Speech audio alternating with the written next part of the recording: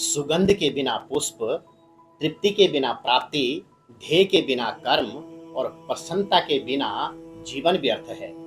जी हाँ दोस्तों, नमस्कार। मैं हूँ आचार्य राम मिश्रा। आप सभी दोस्तों का हार्दिक तहे दिल से स्वागत करता हूँ अपने चैनल एस्ट्रो आरबी में। दोस्तों, आज का जो प्रोग्राम है वो विशेष खास है, बहुत ही महत्वपूर्ण है आप सभी दोस्तों के लिए, यानी धनु राशि वालों के लिए, धनु लग्न वालों के लिए। ये जो प्रोग्राम है ये आप लोगों के लिए विशेष रहेगा आपके जीवन में, क्योंकि शनि देव की जो ढैया है वो शुरू होने वाली है आपकी, यानी 30 मार्च 2025 से।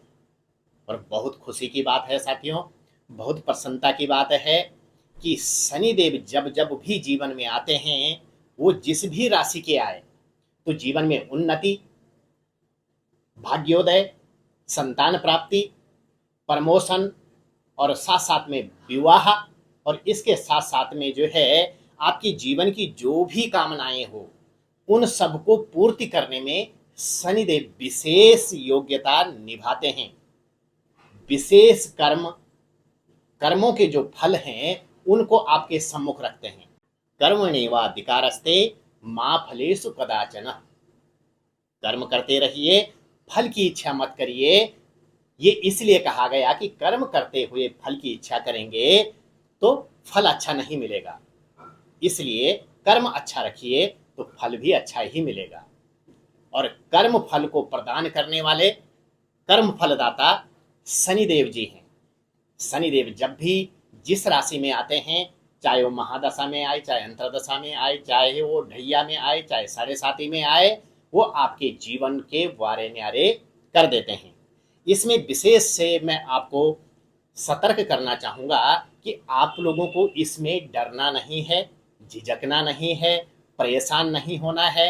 इस वीडियो बनाने का मकसद है कि आप अपने जीवन में कब आपके जीवन का उत्थान होना है और इसमें दिक्कत क्यों आती है वो सब आपको बताऊंगा।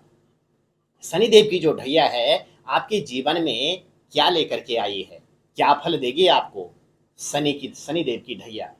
शनिदेव जो है धीरे धीरे सने सने आपके जो कर्माज हैं, यानी चाहे वो पेंडिंग कर्माज हो और चाहे आने वाले हो, उन सब के लिए आपको प्रेरित करते हैं, आपको जो है उस रास्ते पर पुश करते हैं जहां पर शनिदेव हैं। दोस्तों, ये कार्यक्रम चंद्र राशि पर आधारित है, इसे आप अपनी नाम राशि और जन्म राशि पर भी जान सकते हैं। इस कार्यक्रम से आपकी कुंडली में ग्रह कौन से हैं, कहाँ ट्रांजिट कर रहे हैं, क्या क्या फल आपको देंगे, शनिदेव कहाँ हैं, कहाँ उसकी दृष्टि है और क्या फल देंगे आपको।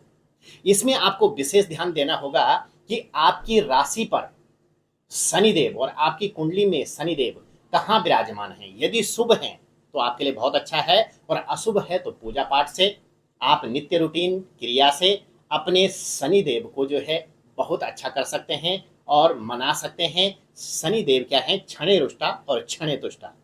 आपके मनाने से शनिदेव बहुत जल्द मान जाते हैं, और यदि आप मनाते नहीं हैं, आप नास्तिक हैं, भगवान की पूजा नहीं करते हैं, तो आप सतर्क हो जाइएगा।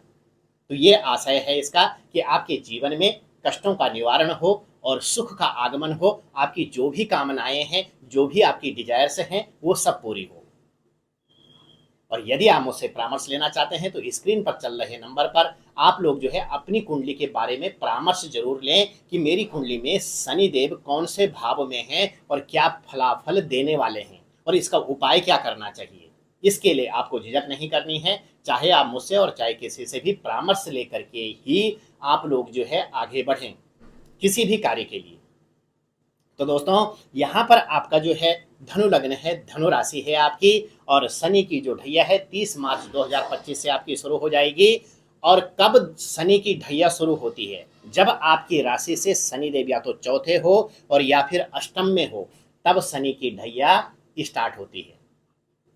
तो शनिदेव जो है चौथे भाव में है, और चौथा भाव किन किन चीजों का होता है, आपके सुख का होता है, आपकी प्रॉपर्टी का होता है, आपके आगे बढ़ने का होता है, आपके जीवन में जो है जो सुख है आपके जीवन में, चाहे आपको प्रॉपर्टी लेनी हो, चाहे आपको वाहन खरीदना हो, चाहे आपको जो है लग्जरियस चीज़ों से संबंधित कोई आइटम खरीदना हो, चाहे आपको जो है घर का रेनोवेट करना हो, लोहे से संबंधित कोई भी कार्य आपका हो, ये चीजें सब शनिदेव जी चौथे भवन से देखते हैं। और शनिदेव जो है मीन राशि में देवगुरु बृहस्पति के घर में विराजमान है और शनि की ढैया लेकर के आएंगे। तो ये शनिदेव आपके लिए विशेष रहेंगे, बहुत अच्छे रहेंगे। इसमें आपको डरने का कोई भी दिक्कत ही नहीं है, ना ही डरना है। और अपने जीवन में एक बात ध्यान रखिएगा साथियों, कि जो व्यक्ति जैसा सोचता है उसके साथ वैसा ही होता है। जैसे कि हम जब किसी चीज का अभ्यास करते हैं तो वो चीज जो है हो जाती है, चाहे वो कठिन से कठिन कार्य क्यों ना हो। उसके बारे में हम सोचते हैं, फिर उसमें वर्क करते हैं।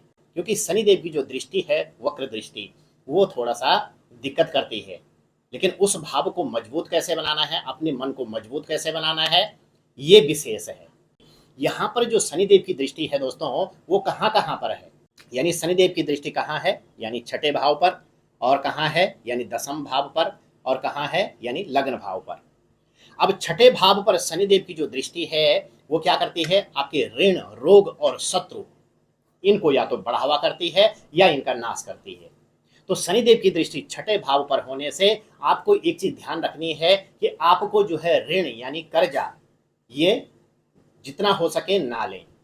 दूसरी चीज, यदि आपको कोई जो है, कोई व्यक्ति ये बोलता है कि भैया आपको जो है बहुत कोई काम ऐसा है या कहीं पर इन्वेस्टमेंट ऐसा है कि जिसमें आपको लाभ बहुत अच्छा मिलेगा, दुगुना मिलेगा, चौगुना मिलेगा, 10 गुना मिलेगा, वहां पर इन्वेस्ट बिल्कुल ना करें। क्योंकि यहां पर आपका जो धन है वो फंस सकता है।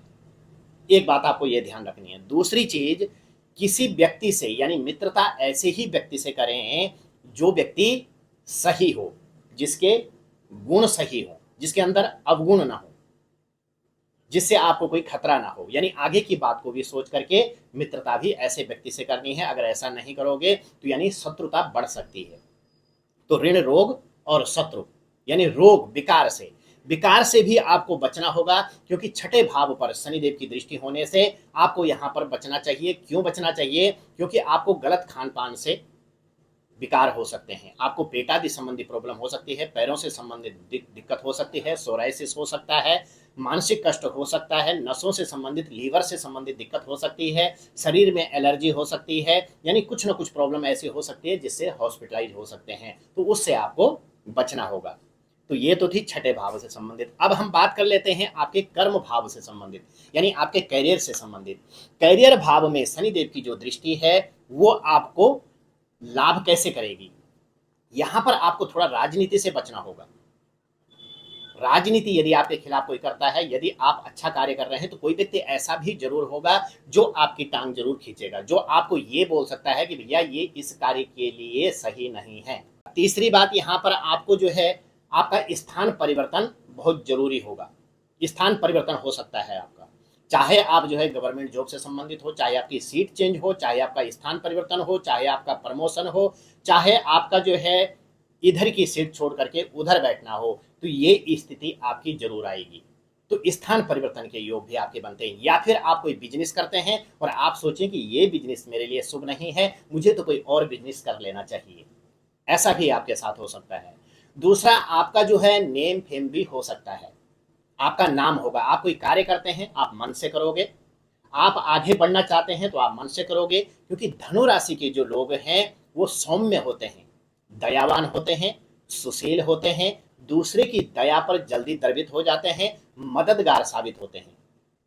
लेकिन कभी कभार क्या होता है कि ग्रह कष्टी होने के कारण ऐसे लोग जो है दुखी रहते हैं, परेशान रहते हैं, और जीवन में वो ये सोच लेते हैं कि हमारा भला कभी हो ही नहीं सकता, धनु राशि कभी जो है आगे नहीं बढ़ सकती। ऐसा नहीं है दोस्तों।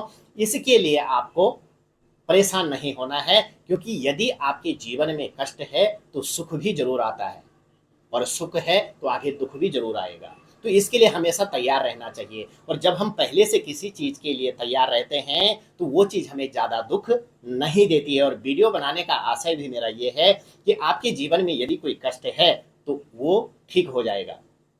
और यदि आप बहुत ज्यादा सुखी हैं, आप भूल चुके हैं कि शनिदेव की दशा भी आ सकती है, तो आपको जो है पूजा पाठ शुरू कर लेना चाहिए। क्योंकि सुख में सुमिरन कोई नहीं करता है, दुख में सुमिरन सब करते हैं। और जो सुख में सुमिरन करे दुख काहे का होय। तो यानी आपको जो है सुख में भी सुमिरन करना है और दुख में तो करना ही करना है, ताकि वो दुख का जो समय है वो त्वरित कट जाए, जल्दी खत्म हो जाए। तो हमेशा किसी के जीवन में एक सार नहीं रहता है, कहीं ना कहीं दो भाव, यानी जीवन में जो है सुख दुख हानि लाभ जीवन मरण ये सब चलता रहता है। लेकिन हम यदि भगवान के भक्त हैं, हम यदि भगवान की भक्ति करते हैं, तो आगे बढ़ने से हमें कोई नहीं रोक सकता, लीडरशिप करने से हमें कोई नहीं रोक सकता। क्योंकि एक शनिदेव, मंगलदेव और सूर्य और देवगुरु बृहस्पति ये लीडरशिप करवाते हैं। तो आपकी कुंडली में इन ग्रहों का समावेश क्या है, इन ग्रहों की स्थिति क्या है, वो आपको जरूर परामर्श करवा लेना चाहिए। राजनीति से संबंधित आपके लिए बहुत बढ़िया है यदि आप राजनीति में हैं। दूसरा, यदि आप विदेश गमन करना चाहते हैं, यात्राएं आपकी होगी, यात्राओं का विशेष दौर आपके जीवन में रहेगा, यात्राएं आपकी बहुत अच्छी रहेगी। साथ साथ में आप जो है मठ मंदिर देवी स्थान की यात्रा भी कर सकते हैं। इसके साथ साथ में आप जो है कहीं मित्र के साथ भी यात्राओं का आपका योग बन सकता है, और आपका वैवाहिक जीवन भी बहुत शुभ रह सकता है, और आपके आगे संतान की प्राप्ति भी आपको हो सकती है। इसके साथ साथ में आपका जो है भाग्योदय हो सकता है, कोई लग्जरीज चीज आप खरीद सकते हैं, चाहे वो वाहन हो। और यदि आप लोहे से संबंधित काम करते हैं और आपकी कुंडली में शनि शुभ है, तो आपके जीवन में बहुत कुछ अच्छा होने वाला है। शनिदेव आपको छप्पर फाड़ के देने वाले हैं। तो इसलिए जो है शनिदेव आपकी कुंडली में बहुत शुभ हैं, अच्छे हैं, और आपको जो है लाभ की प्राप्ति करवाएंगे और आपको आगे भी बढ़ाएंगे। थोड़ा सा आपको विकारों से बचना है, रोग से बचना है, ऋण से बचना है, शत्रु से बचना है। शत्रु का नाश भी होगा, लेकिन शत्रु बढ़ भी सकते हैं यदि कुंडली में शनि सही नहीं है।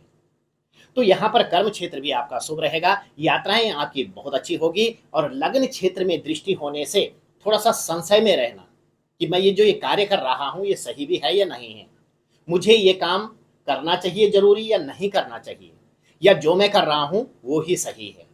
यहाँ पर ये स्थिति थोड़ा सा शनिदेव की दृष्टि बनाएगी, तो उससे भी आपको थोड़ा सतर्क रहना है। अपना जो मन है आपका उसको शांत रखना है, शांति से कार्य करते हुए आगे बढ़ना है। आपका जो है प्रमोशन, नौकरी, विदेश गमन, हायर एजुकेशन, संतान प्राप्ति, वैवाहिक जीवन, इनमें शनिदेव की कृपा विशेष रहेगी, इसमें कोई दो राय नहीं है। तो ये बहुत अच्छा शुभ है। और यदि कुंडली में शनि आपके शुभ भाव में है या शनि आपका कहीं कष्टी है, तो शनिदेव का नीलम भी आप धारण कर सकते हैं। नीले कपड़े एक बार पहन करके किसी जरूरतमंद को दान दे सकते हैं। इसके साथ साथ में आपको जो है शनिदेव के बीज मंत्र की एक माला का जाप आपको जरूर करना है, जो मैंने लिख भी दिया है, ओम प्रांग प्रींग प्रौंग शनिश्चराय नमः। और दूसरी बात, हनुमान चालीसा का पाठ करना नहीं भूलिएगा, हनुमान चालीसा का पाठ आप जरूर करिएगा। तीसरी बात, आपको जो है शनिदेव के मंदिर में जाकर के शनि की मूर्ति पर फूल से तिल का तेल टच जरूर करना है। और इसके साथ साथ में जैसे अंधे होते हैं, लंगड़े लोग होते हैं और गूंगे होते हैं, इनको भोजन आप यथाशक्ति करवा दें तो बहुत अच्छी बात रहेगी। तो साथियों, कैसी लगी आपको वीडियो? चैनल को लाइक, शेयर और सब्सक्राइब करना नहीं भूलिएगा। और क्या आपके साथ इस तरीके से है तो बताना नहीं भूलिएगा। जी हाँ दोस्तों, राधे राधे, हर हर महादेव।